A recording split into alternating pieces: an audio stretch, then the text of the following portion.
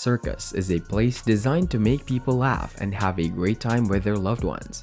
However, there is a side of the circus that has been made to spread terror and fright, a circus that Masaru Saiga perfectly knows of. The death of Masaru's father leads to a huge fortune being bestowed upon him, but that also bestows greedy eyes that wish to acquire his wealth.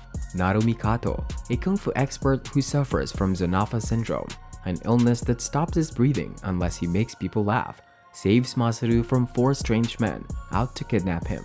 Narumi fights off the men, only to discover them to be puppets with superhuman strengths.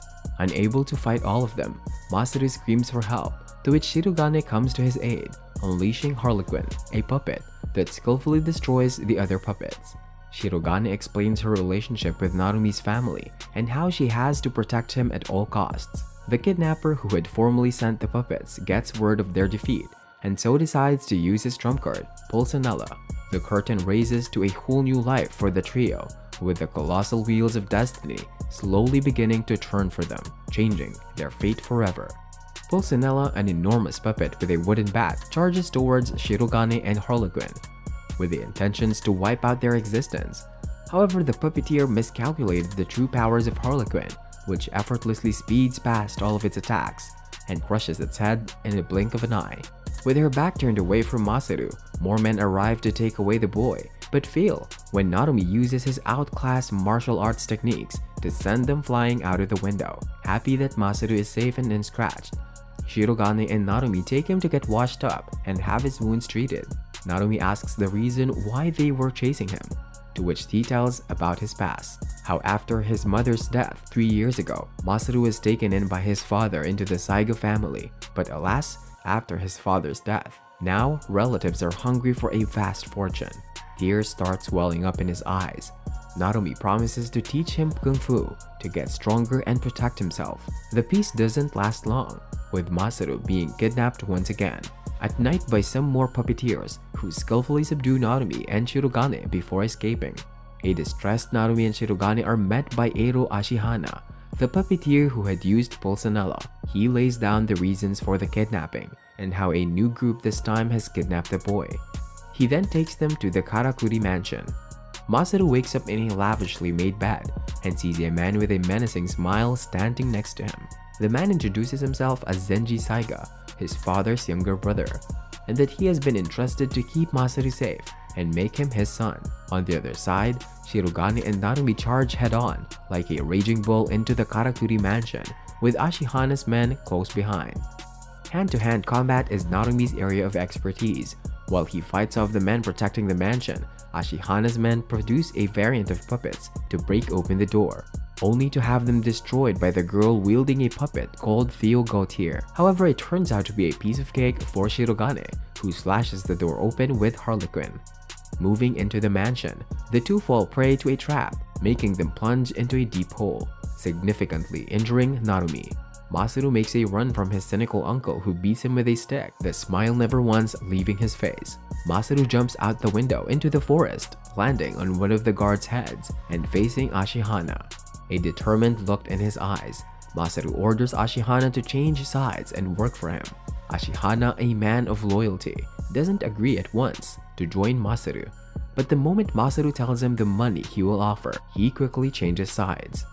Shirogane and Narumi try to find a way out of the hole they were trapped in, but then faced a puppeteer who entwines their necks with sharp strings, close to slicing their heads off. Masaru with Ashihana breaks into the mansion, where Masaru begs Zenji to let go of his friends, to which he only agrees if Masaru becomes his son. Reluctantly, Masaru obliges to his demands, but that two-faced bastard doesn't stick to his word and instead imprisons Shirogane and Narumi in a cage, sending them to the top of the pagoda and dropping them from there. With a fire burning inside of him, Masaru kicks his uncle in the balls and rushes with Ashihana to the pagoda. Happy to see Masaru safe, the two rejoice, but their happiness is short-lived, with many puppeteers coming to kill them. Shirogane, injured and unable to control Harlequin, looks helplessly to Narumi, but instead, Masaru swoops in and takes control of Harlequin, quickly defeating the other puppeteers. The mansion blows up, resulting in Masaru falling into the fire with Narumi close behind to save him. Sadly, Narumi dies in the fire, with his arm protecting young Masaru throughout. The death of Narumi leaves an enormous impact on both of Masaru and Shirogane, who feel like they lost a huge piece of themselves too. After recovering from the traumatic incident, Masaru moves into his house. Shirogane quits the straw circus and becomes a maid at his house, always taking care of him. Masaru starts school again, with Shirogane attending high school close by his own. Seeing Masaru back after so long makes everyone come up and ask how he is. However, his bullies look for new ways to make his life miserable. Sticking pins under his seat and throwing wet towels on him, they spare no time to bully him, especially the leader Kajiyama. Their acts are quickly put off when Masaru showcases his burns and scars, which frightens everyone, and even opens up about his traumatic experience. Masaru thinks of ways to make Shirogane smile again, to which he plans to make her join a circus. They visit Shinobu Nakamachi, the boss of a new upcoming circus, and asks him to let Shirogane join his circus, which he happily agrees after seeing his abilities. Elsewhere in a dark room, the body of Narumi lies still, the beeping of machine nearby. Narumi wakes up from a deep slumber and gets introduced to Guy Christopher, the man who brought him to a hospital in Illinois, USA and saved his life. With no memories of who he is and how he lost his arm, Narumi looks to the guy for answers. From the corner of his eye, Narumi spots a young boy whom he follows to a room filled with many more children who, like him, also possess the Zonafa disease. Slowly, the guy unravels the truth behind the hospital, which in actuality is Zonafa treatment facility, and how Narumi will help them find the automata that is spreading the disease with the help of the Midnight Circus. Guy further explains the only cure for Zonafa was aquavitae medicine, but it was all used to bring Narumi back to life, and now he must assist them for the sake of the future. Pullman and Anselmus make their way to raid the hospital and kill all the children with the help of the automata. Understanding the importance of the situation, Narumi prepares himself to fight them. A master in karate and now a Shirogane, a fighting machine that can heal itself, Narumi breaks all the automata puppets, leaving only Pullman and Anselmus. They both turn out to be puppets with unique fighting abilities. Trying their best to tear Narumi up, they fail to notice that he is now not an ordinary human. Narumi flies like a butterfly but stings like a bee, with him shredding the two puppets into tiny pieces. Saving the children from their horrible clutches, Narumi joins forces with Guy, believing in his capabilities to create a cure for the children. He proceeds to journey forward and find the Midnight Circus, putting an end to their treacherous plan. Shirogane and Masaru both join in the Nakamachi Circus and start to make a living. On their path toward creating a great circus, Masaru gets targeted by an assassin named Vilma, who was paid by Masaru's uncle to kill him. Shirogane comes to his rescue, almost killing herself in the process, but they manage to knock out Vilma. Masuri's big heart persuades Shirogane from not killing Vilma, since she had also lost her brother in the past through the Zonafa disease, and instead lets her join the circus as a knife thrower. The Nakamachi Circus make preparations for their first show in Shanghai. During the same time, Narumi and Guy are on a plane, flying towards Shanghai also. Shirogane takes time to understand everyone in the circus, especially Vilma, who is warmed up to Shirogane, and starts asking her if she ever fell in love, which makes her remember Narumi. Elsewhere, Guy and Narumi get attacked by a bunch of automatas who have come to avenge the automatas that they had killed in the hospital. Narumi fights them off one by one, each with a special ability up their sleeve. While Narumi is occupied, another automata proceeds to invade the cockpit and take over the control to crash the plane and kill everyone, but is stopped by Lucille, one of the helpers of Guy. They manage to kill all the automatas in the plane, but are faced with more peril as thousands of flying puppets make way to destroy the engines. Guy takes charge to kill all of them, consequently disappearing into the horizon with them. They manage to emergency land the plane, almost crashing into the circus. The passengers rush out in fright, and Shirogane with Masuri also help until they see the silhouette of the one man they both thought had left the world, the one and only Narumi. Shirogane and Masuri, with a shine on their face, believe that they saw Narumi, but sadly he disappeared without meeting them, making them imagine he is in actuality dead.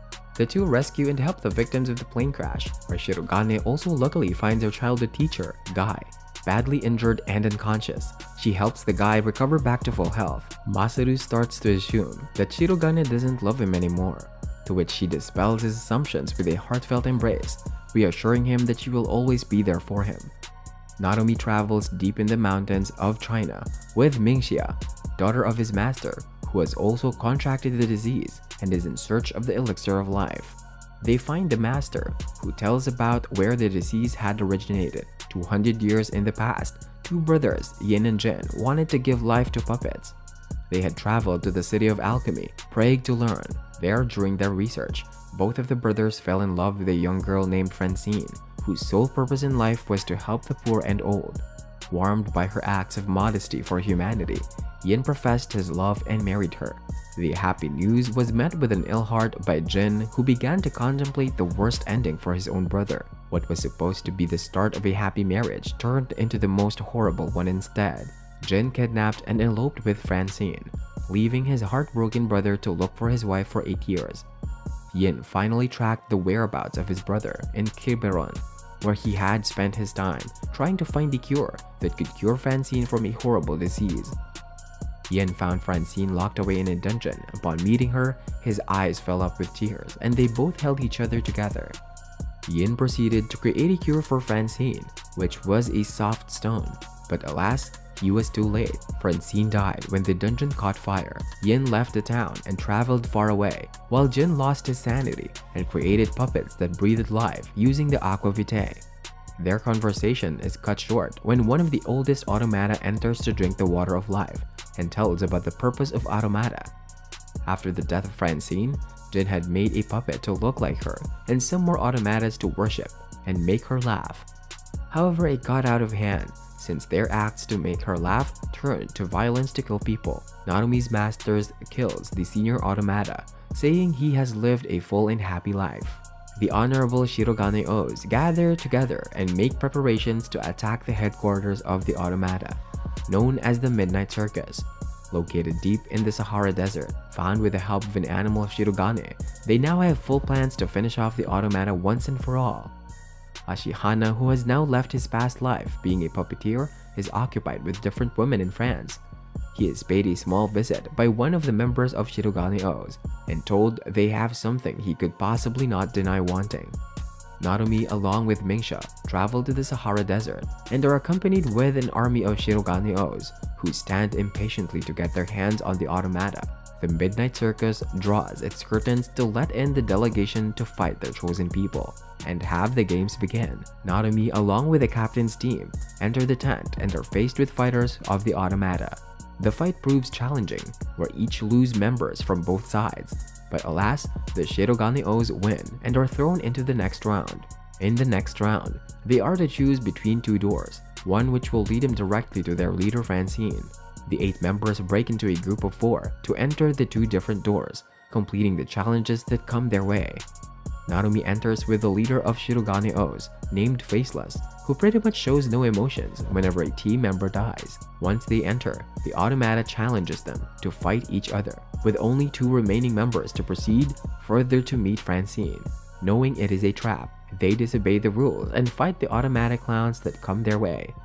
Faceless succeeds in stopping the most dangerous clown, but loses his life in the process.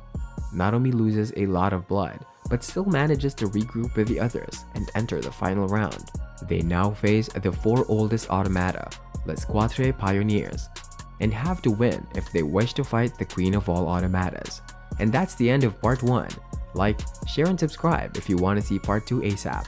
Hit the bell icon so you'll know when it's up. See you soon!